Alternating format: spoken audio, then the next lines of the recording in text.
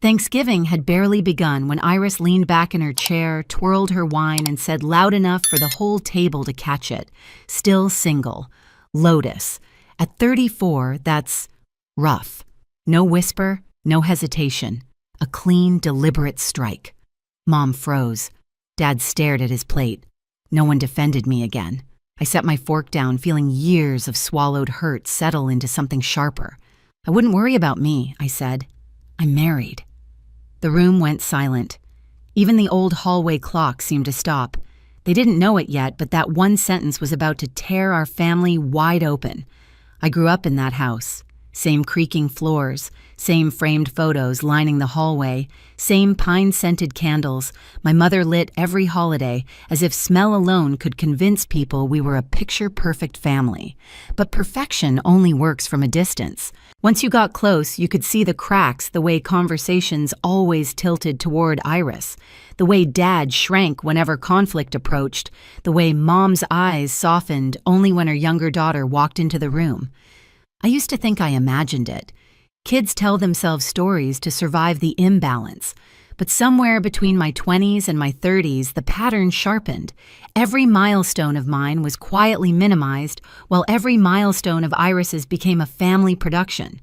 When Mom and Dad forgot my college graduation because Iris had a can't-miss sorority event, they insisted it was an unfortunate overlap. When they skipped my birthday dinner 2 years in a row because Iris was touring wedding venues, "You know how important this is for her," Mom had said, like my existence was an optional update. When I moved to Seattle and bought my condo without help, I sent photos. They never asked how it felt to do that alone. The truth was, they didn't ask much about my life at all. And yet every holiday, I still made the drive home. 4 hours each way. I brought pies, flowers, gifts. I tried. Maybe too hard. Evan used to tease me gently about it. You don't have to earn a place that should already be yours. I'd smile like it didn't hurt, like I didn't wonder deep down if maybe I did. Walking into the house that afternoon, I felt the familiar tightening in my chest. The entryway looked the same as always, the heavy mirror Mom adored, the coat rack leaning a little to the left, the faded rug Iris ruined in high school, and somehow never got blamed for. But I wasn't the same. Something in me had shifted long before Thanksgiving, some quiet part that stopped hoping they'd notice I wasn't okay. When I stepped into the kitchen, Mom hugged me with one arm while stirring gravy with the other. "Lotus, sweetheart, you made it," she said, voice light but distracted. No question about my drive, my work, my life. Her next sentence was already about Iris's honeymoon plans. Dad gave me a tired smile over a pot of mashed potatoes. I scanned the room. Iris wasn't there yet, but her presence was. Photos from her wedding, big white dress, expansive venue. Her beaming next to Colin covered the fridge like it was a shrine. My own wedding photo, not a single one, not even a printout. My stomach nodded. 8 months. 8 months since I'd mailed those invitations, tracked them, called, emailed, checked in. 8 months of silence from all of them. Mom finally glanced at me. "You did bring the cranberry sauce, right?" "Of course. That was my role, show up, contribute, stay quiet." I set the dish down and realized something unsettling. This was the first holiday where I wasn't sure why I'd come habit maybe, or the tiny hope that this time might be different. But deep down, I already knew the truth. The storm wasn't coming. It was already here. The tension started before dinner even hit the table. Iris breezed in 20 minutes late, her heels clicking across the hardwood like she owned every step. She kissed Mom on the cheek, hugged Dad like she hadn't seen him in years, then gave me a quick glance, barely a nod, like I was a distant coworker she couldn't fully place. "Traffic was insane," she announced, shrugging off her coat. "Colin dropped me off so he could park. Partners don't get holidays off, you know." Mom's eyes glowed with pride, the kind she reserved only for Iris. That's what happens when you marry someone successful. The words weren't aimed directly at me, but they hit just fine. We moved toward the dining room, and I heard Iris whisper something under her breath, soft enough to hide, sharp enough to cut. Mom laughed, quick and brittle.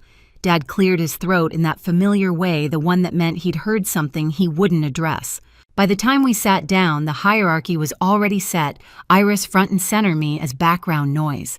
It was a role I had played my entire life, spoken over, brushed aside, expected to absorb whatever casual cruelty slipped out under the table. But something was different in me this year. The words didn't sink into the same old place.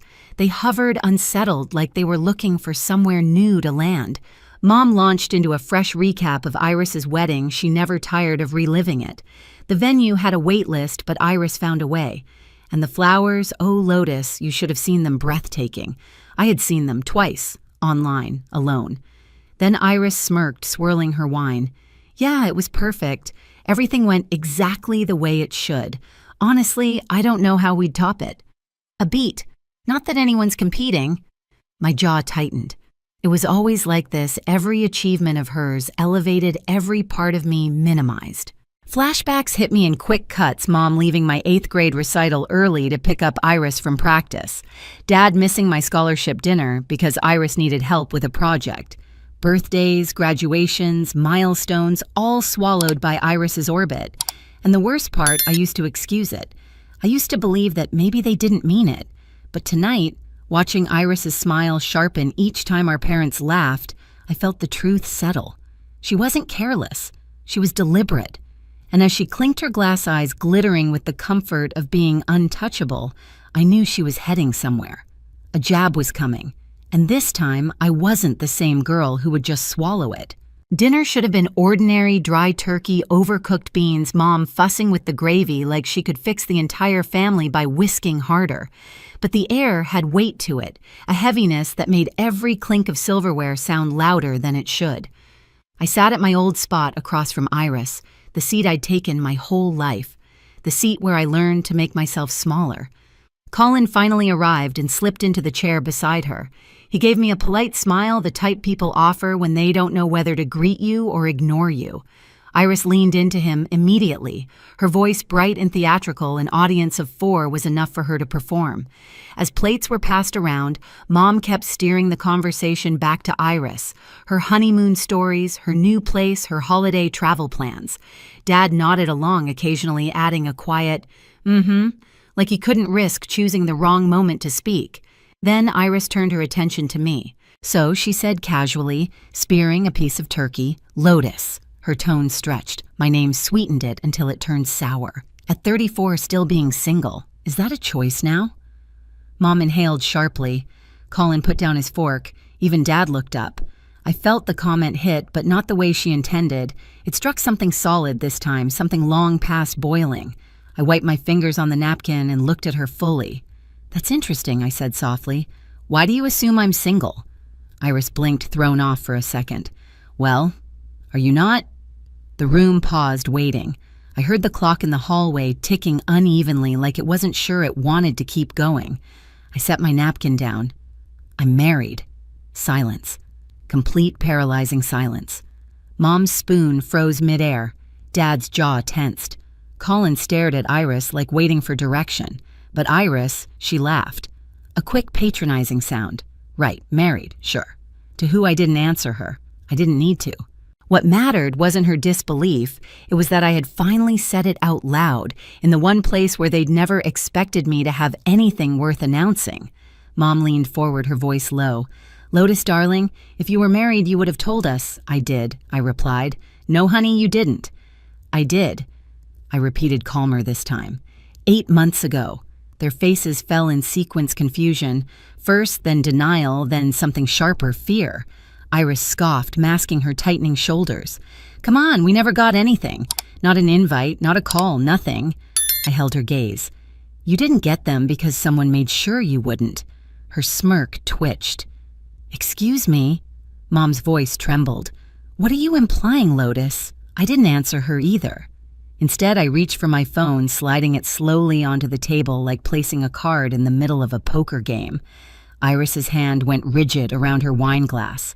She knew something was coming, maybe not what, but enough to recognize the shift in power. Dad swallowed hard. Lotus, what are you talking about? I tapped the screen and opened the first file. And when the light from the phone reflected off the silver of the tableware, the room seemed to tilt like the entire house leaned in to listen. I'm talking about the invitations, I said, the ones I mailed. The ones that were signed for, the ones that never made it to anyone but her. I didn't point at Iris. I didn't have to. Every eye at the table landed on her automatically. Her lips parted, her shoulders stiffened, her mask perfect for so long finally cracked. And I hadn't even shown them the proof yet. I didn't rush. I let the silence wrap around the table, thick and unmoving, while Iris's fingers tightened around her glass like she could squeeze the truth back into the stem. "This is ridiculous," she muttered. "Nobody got anything from you, Lotus. If you were actually married, which I doubt you would have made sure we knew." I turned the phone so everyone could see the screen. I did make sure. The first record was simple. A tracking history. 5 envelopes, 5 destinations. Delivered, signed for, all on the same morning. Dad leaned closer, squinting. Signed. By who? I zoomed in. The signature wasn't just familiar, it was unmistakable. A looping eye that trailed into a tight scribble. Iris's signature. I watched the color drain from her face before she forced a laugh that didn't belong in her throat. "Anyone can sign for mail, Lotus. Delivery people mess things up all the time." "They didn't," I said, "because I checked. Twice. And the carrier confirmed it was received at this house." Mom's eyes flinched at the word confirmed, as if it poked through whatever denial she wanted to hold on to. Dad's breathing grew shallow. Colin glanced between them all like he'd suddenly been dropped into a conversation he didn't understand. I swiped to the next screen. "Email activity logs." "Here," I said. "The electronic invitations. They were opened from this house's IP, then deleted." Mom clasped her hands. "Maybe your father opened it by accident." "I didn't," Dad said abruptly, voice cracking. "I don't even check that inbox." That alone was a revelation. Dad rarely contradicted Mom and almost never in front of company. Mom's gaze darted to Iris. "Sweetheart, do you know anything about this?" Iris straightened her spine. "No," she said flatly. A single syllable coated in ice. But her eyes, those betrayed her. I wasn't finished. I opened the call log next. I called on May 4th, and May 11th, and May 18th, 20th, 25th. I listed them slowly, letting each date settle like pebbles, dropped one by one into a well. Voicemails, texts, even a message in the family group chat. Dad frowned. "Group chat." "I'm not in a group chat with you," Mom said. "You were," I replied, "until someone removed me." That landed hard. Even Colin shifted. "Iris," Mom whispered. Iris slammed her palms onto the table so suddenly the silverware rattled. "Why are you attacking me because you didn't get the attention you wanted? Because your life isn't as exciting as mine?" I almost laughed. Not because it was funny, but because it was so familiar. The deflection, the arrogance, the certainty that if she refused responsibility loudly enough, everyone else would fall in line to protect her. "I'm attacking you," I asked, voice calm. "You're the one who made sure my wedding happened without my family." Her jaw twitched. "I didn't do anything." "Yes, you did," I said. "You signed for the mail. You opened the emails. You deleted them. And you let me think for 8 months that I meant that little to all of you." Mom gasped softly. Dad closed his eyes. And Iris, she broke. Not all at once, but in tiny fractures I could finally see. "You're so dramatic," she snapped. "You always have been. You take everything personally." "I got married," I said, "and none of you came." That stopped her. Stopped all of them. Dad swallowed. "Lotus, why didn't you call again? Or come in person if it mattered that much?" A spark of old pain lit inside me, but I didn't raise my voice. "I did call, over and over. I sent reminders. I begged. I gestured to the logs. I chased the people who should have been chasing me." Mom pressed a napkin to her lips like she could blot out the truth. We had no idea." Her voice wavered at the edges, the first crack in the story she wanted to believe. But Iris, she wasn't done. "Maybe," she said quietly, "maybe the invitations weren't meant to be seen." The words fell like acid. Mom stared at her. "What does that mean?" Iris's eyes flickered with something between panic and pride. "It means she whispered that it wasn't a big deal. Her little beach wedding. 20 people. Come on." I wasn't going to let her ruin the momentum before my wedding. Dad froze. Mom's hand slipped from her mouth. Colin blinked like he'd never truly seen his wife before. "You threw them away?" Dad asked, voice trembling. "I didn't throw them away," she snapped. I just kept them from distracting everyone. I was getting married. It was supposed to be my year, and mine didn't count. I asked quietly. She looked right at me, eyes glossy, jaw tight. No, she said. It should have hurt more. Maybe once it would have destroyed me, but in that moment, it clarified everything. I see, I whispered. Mom turned to Iris, voice sharp for the first time in years. How could you? Iris recoiled. Don't make me the villain. Lotus has always been jealous. That was it. The moment I felt something inside me settle with absolute clarity. I'm not jealous of you, I said. I never have been. I'm hurt. And I'm done pretending it doesn't matter. I stood. My chair scraped against the tile. A small final sound that sliced through the room. Where are you going? Mom asked, almost panicked. Away, I said. Away from a table where I've been invisible my entire life. Dad rose halfway, reaching out. Lotus, wait. I shook my head. I spent 8 months waiting. I'm finished. As I turned toward the front door, Iris spoke again, raw, shaky. You ruined Thanksgiving. No, I said softly. You ruined my wedding. This is just the truth catching up to you. The hallway felt colder than the dining room, like the house itself didn't want me to leave. But I did. I walked past the mirror, past the photos, past the place where every version of me had once tried to belong. And when I stepped outside, the night air hit my skin with something that felt like freedom. Behind me, through the window, I saw them frozen, stunned, staring at the empty chair where I'd sat for decades. For the first time, they had to look at the space I left behind. I drove the entire way back to Seattle in silence, the road stretching out like a clean line between who I had been and who I wasn't willing to be anymore. When I walked into our apartment, Evan didn't ask questions. He just wrapped his arms around me, grounding me in a way my own family never had. It finally happened, I said into his shoulder. He nodded like he'd been waiting for this moment. And you finally said what needed to be said. The days after were strangely quiet. Dad called brief, cautious conversations, but real ones.